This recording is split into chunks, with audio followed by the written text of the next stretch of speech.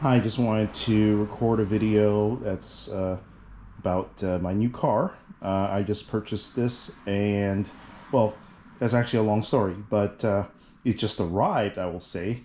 But this car has kind of been in the works for about a year. I had been searching for S15 that I wanted to buy for a long time, and so it took about 6 months of searching, and after purchasing about 6 months to get this car was purchased from Top Rank, and so I just wanted to do an overview. This is my first time like going over some of the stuff in this car, and just wanted to show talk a bit about the purchasing experience with Top Rank, and as well as some of the stuff that I've noticed about this car. So the car itself is a S15 Spec R with the aero kit. So the aero kit doesn't necessarily always include the front bumper. This is the aero front bumper, but it is a factory option that you can get. So by itself, that front bumper, if you decide to buy OEM, is going to cost you like anywhere from $3,000 to $5,000 if you just want just this bumper by itself. But if you get it with the car, then obviously you have scored, assuming that you get an OEM bumper, right? So this car is fully factory. It has optional Nismo shocks and lowering springs, and so that's why it sits a little lower than stock. But other than that, it is a stock car. And so let's go and take a look at this. Let's take a look at the interior. Interior is completely stock, as you can see, and that is about it, actually. So plans for this car, as you notice with the other videos that are in my normal video series, I usually like to do track days, and so this will be a track day car, but my track day cars are usually super clean, and I like to maintain them like new. So it's kind of a catch-22, right? Because you're going to take it to track, it's going to get kind of beat up a bit, but you want to maintain it and make it look like new. I'm going to do the best I can. This car is in pretty good condition. Top Rank did repaint the whole car before I purchased it. I actually had asked them to see if they would be willing to sell me the car without the repaint and give me a bit of a discount, but they said no, and so here we are. I didn't really have a choice in this. These cars are pretty hard to get in good condition, especially if you want something that is like not like modified and mileage apart and stuff, right? Just in good condition. Most of these cars have a lot of rust. This one does have a couple of spots. We'll point them out in this video, but other than that, it is pretty good and stuff. So this repaint itself, it looks good in video. In person, it looks okay, but when you go really close, you'll notice that they did not do a very good masking job, and they repainted the entire the entire car with the kit on, and so you see these screw heads are actually painted over. They should have removed this and painted it instead of painting this with it on. It looks okay in person. I have no idea what it looks like underneath there, but it looks like they just masked and painted it. And so it's not the greatest job. There are some sanding marks in the paint. I'm not sure I can show that on this camera, but I'll just tell you about it. So when you have sanding marks, it's like they sand the paint to get it level so they can paint over it. The job that they did, apparently, some of the panels look really good, right? Like this one looks great. The hood looks great. Some of the side panels are okay. These back pillars and stuff, some of them have sanding marks, which is basically they sanded it, but they didn't level it enough that when they painted it, you still see the lines from the sanding underneath it, or primer they applied or whatever. It's underneath the paint. So pretty much there's nothing you can do about it. It's not like you can polish it out or anything like that, but it's there. But I mean, these are like kind of minor concerns for somebody who's buying an S15. If you know what you're looking for, then you know that these cars are generally known to not be in very good condition. Unlike the GTRs and stuff, these cars are not very well maintained. Hold on, let me get the hood prop here. Where the fuck is that thing? Oh, here it is. Sorry, not too used to working on this car. Anyway, this is the engine. It is 100% stock. It is like, there's no modifications. Whoever owned this for 25 years, and I believe the same owner, wanted to drive it stock. And so I think that's great. You know, generally you will not find cars in this condition and stuff, especially S15s, because like I said earlier, unlike GTRs and other cars that are more expensive, they're kind of like, you know, people who bought them before kind of like maintained them well because they were not that cheap even when they got to the cheapest point. But these cars were cars that are, well, started off relatively inexpensive and got really cheap to the point that they were disposable and people used them for drifting and they got destroyed, right? So to find a car that is this old, that is, well, I mean, I'm not going to say mint, but in very good condition and all original, is pretty rare. And so my build, when I started, is going to be more of an OEM plus build. I'm not going to change a lot of stuff that is designed to work the way it did from the factory. And I'm just trying to maintain it and replace stuff that is, you know, worn out and stuff like that. And so to that end, I've ordered a lot of Nismo components and stuff. And when I say Nismo, I'm talking about the Nismo Japan components, because Nismo Japan components are kind of like factory upgrades, but they still maintain like rubber bushings and stuff like that. So you won't get like a really harsh ride or really noisy and stuff like that, that you will get with like spherical bushings, solid mounts and stuff like that. So that is how I want to do it.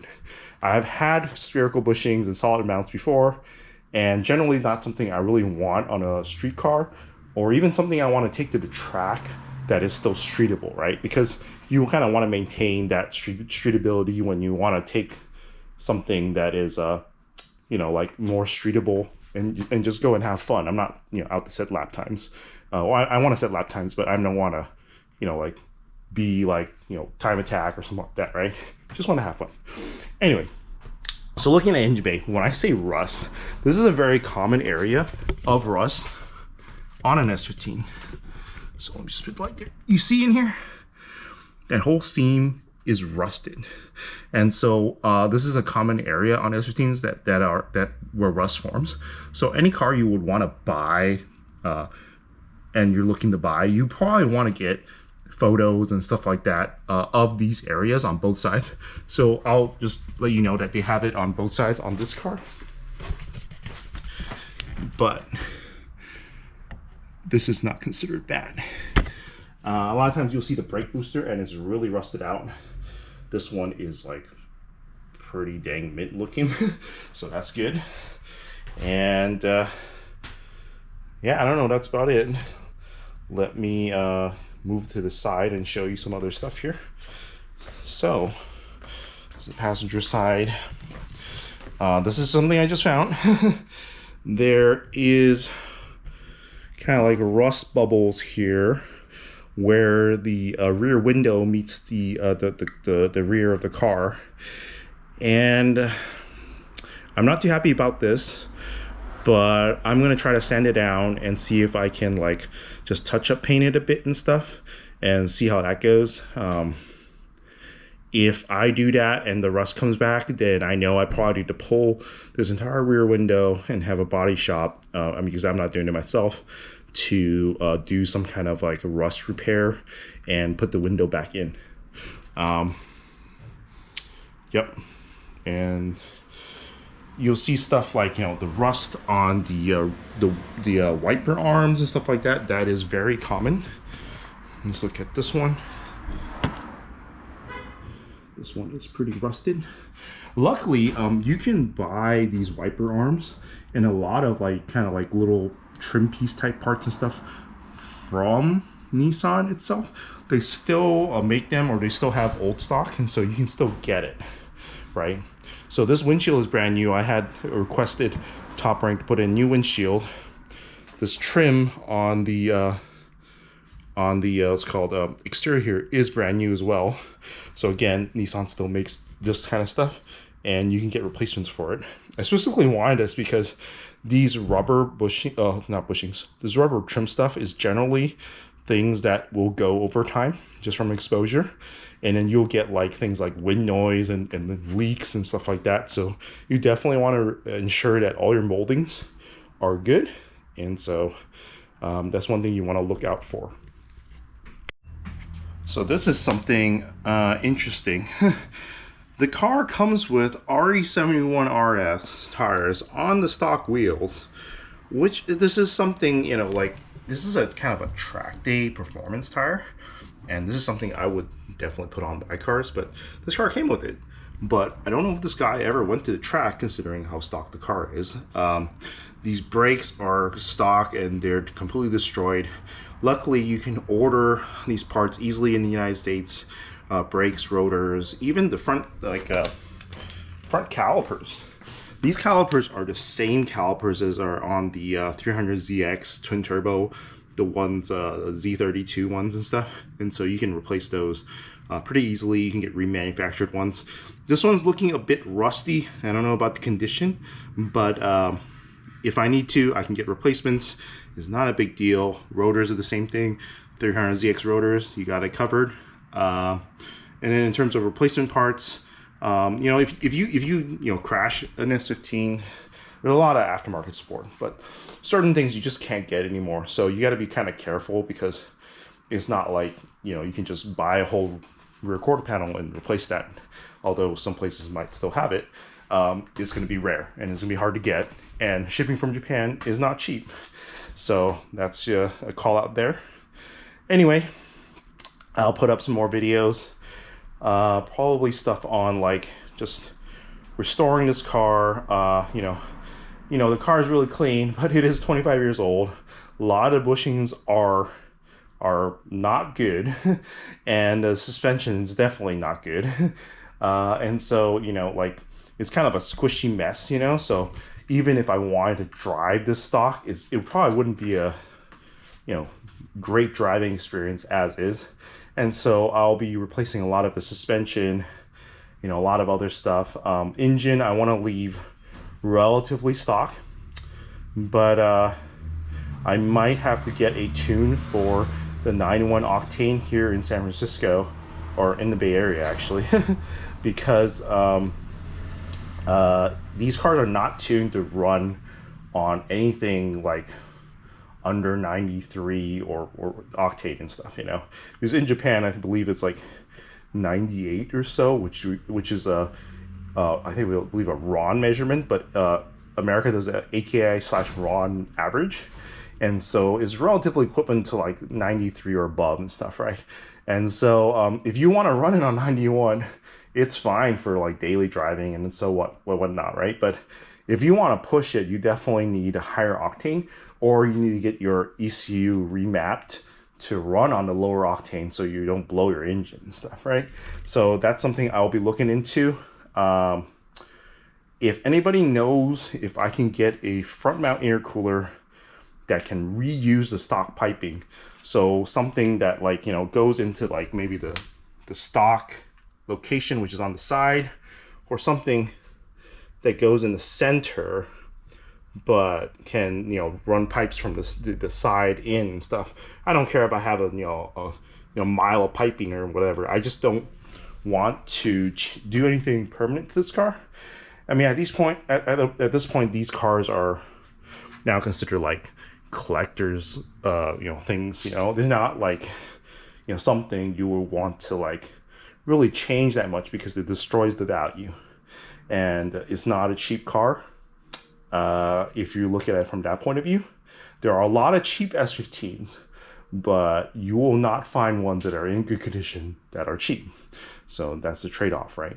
I mean, that's why everybody says, like, you know, if, you know, oh yeah, I can get an S15 for like 20 grand. I'm like, okay, you either have some kind of drift missile or you have a rust bucket, right? Or both, who knows, right? So, but yeah, if you want something that's like pretty stock and in good condition, I'm talking about like, not like the paint is like chipping off or nothing, but like rust and, you know, dented, you know, floorboards and weird stuff like that, right? This car has never been in an accident. It's been owned by pretty much one guy for 25 years who left it completely stock and in relatively good condition and stuff. That's rare, and that's going to cost you, right? So anyway, I think that's it for this video. I'm going to have a few more coming up, I believe, and we'll go into more detail on some of the stuff I'll be doing. Thank you guys. Talk to you later.